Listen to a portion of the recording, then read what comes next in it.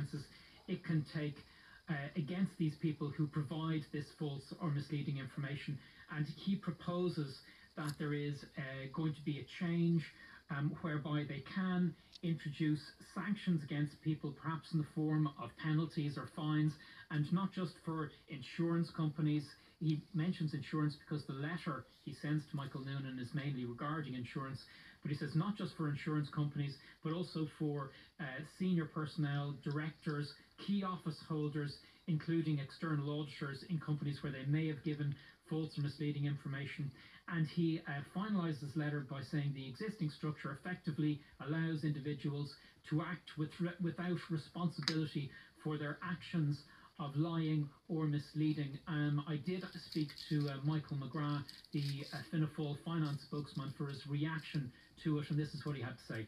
Well, I find it absolutely remarkable that it is generally not an offence and there is no sanction for companies who are regulated by the central bank lying to the central bank, knowingly providing false or misleading information, and ultimately this exposes consumers and indeed taxpayers to unnecessary and unacceptable risk.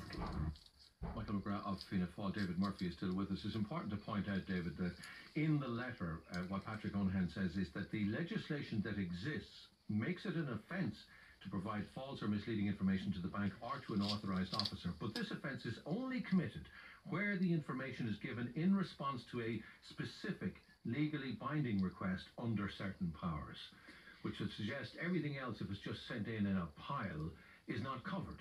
That's right. So it seems really that there is a lacuna there, and that's what he would like addressed. I've spoken to the central bank about this, about their conversations with the Department of Finance, and asked them about that, and they say they're not going to comment specifically on the letter or the discussions right now.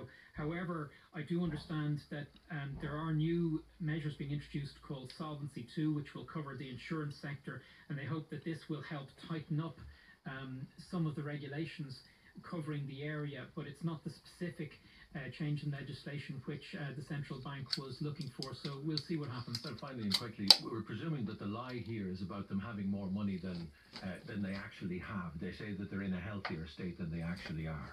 Yeah, and I think that this is a really, really big concern, particularly in the insurance sector, whereby the real question for people who are insured is, do the companies that provide the insurance have sufficient funds to meet all the claims? This became a very big issue with Quinn Insurance, whereby money they had set aside